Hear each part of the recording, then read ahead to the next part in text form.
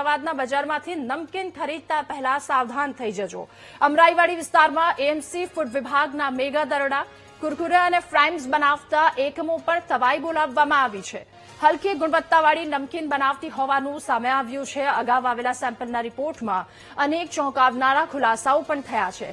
ડાઈનો ઉપયોગ કરી નમકીન બનાવતા હોવાનું રિપોર્ટમાં સામે આવ્યું તો રિપોર્ટ આવ્યા બાદ મુખ્ય ડિસ્ટ્રોયર ડિસ્ટ્રીબ્યુટરને ત્યાં દરોડા પાડવામાં આવ્યા છે। પાટણના સિદ્ધપુરમાં આ બંને નમકીન વસ્તુઓ વેચવામાં આવે છે। સિદ્ધપુરમાં પણ ફૂડ વિભાગને જાણ કરવામાં આવી અને બાપુનગરમાંથી બચ્ચો કા પાસ્તા નામની ફ્રાઈમ્સની પ્રોડક્ટમાં નમૂના લેવામાં આવ્યા હતા।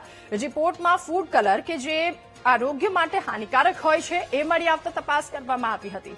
સિદ્ધપુર ઘારીવાલા ફૂડ એન્ડ પ્રોડક્ટની આ ફ્રાઈમ્સ હોવાનું સામે આવ્યું છે અને ફૂડ વિભાગને પણ જાણ કરવામાં આવી।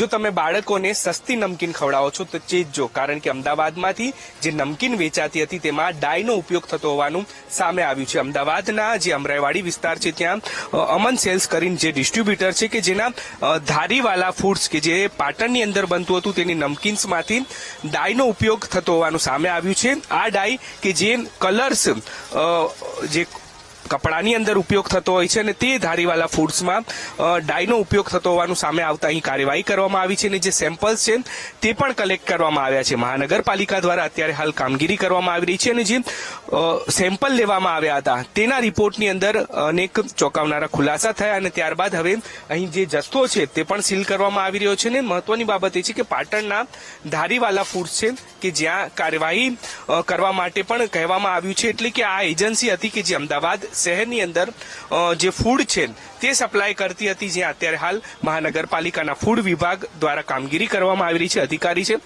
સર, શું સામે આવ્યું હતું રિપોર્ટની અંદર અને અત્યારે શું કાર્યવાહી થઈ રહી છે? જે બાપુનગરમાંથી એક સેમ્પલ લેવામાં આવ્યું હતું, બચ્ચો કા પાસ્તા નામની પ્રોડક્ટ હતી, લાઈક એ ફ્રાયમ્સ, એમાં નોન ફૂડ કલર આવેલો હતો। તેના અનુસંધાને તપાસ કરતા બીજી ઘણી બધી પ્રોડક્ટ મળી આવેલ છે। એના દરેકના સેમ્પલ લઈને લેબોરેટરી ટેસ્ટિંગ માટે મોકલવામાં આવે છે। મુખ્ય કંપની કઈ છે અને શું સામે આવ્યું હતું? રિપોર્ટ કરાવ્યા ત્યારબાદ હવે કાર્યવાહી થઈ રહી છે। ક્યાંની કંપની છે ને કયા પ્રકારની નમકીન અને કયો કલર કે જે હાનિકારક છે તે વપરાતો હતો? એ નોન ફૂડ કલર છે અને જે માનવ વપરાશ માટે ટોટલ હાનિકારક કહેવાય। હવે આ જે કંપની જે ધારીવાલા ફૂડ્સ કરીને છે, એ ધારીવાલા ફૂડ પ્રોડક્ટ છે, ત્યાંથી લીધું ને સેમ્પલ,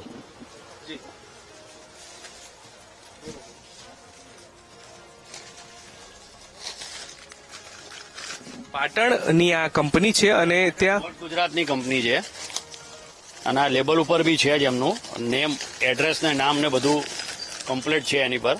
તેના પરથી એમાં તે કન્સર્ન ડીઓ ને, જે food and drug department Gandhinagar, જે પાટણ ડિસ્ટ્રિક્ટના જે ડીઓ છે તેને ટેલિફોનિક અને મેલથી બી જાણ કરવામાં આવેલ છે। એટલે ફર્ધરની પ્રોસિજર જે મેન્યુફેક્ચરિંગ યુનિટ છે ત્યાંથી કરવામાં આવશે।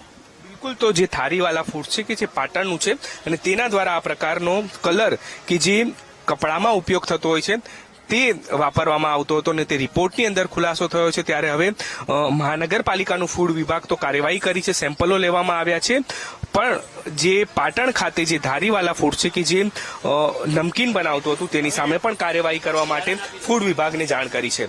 કેમેરામેન પ્રવીણ વાઘેલા સાથે દીપક સોલંકી, વીટીવી ન્યૂઝ, અમદાવાદ।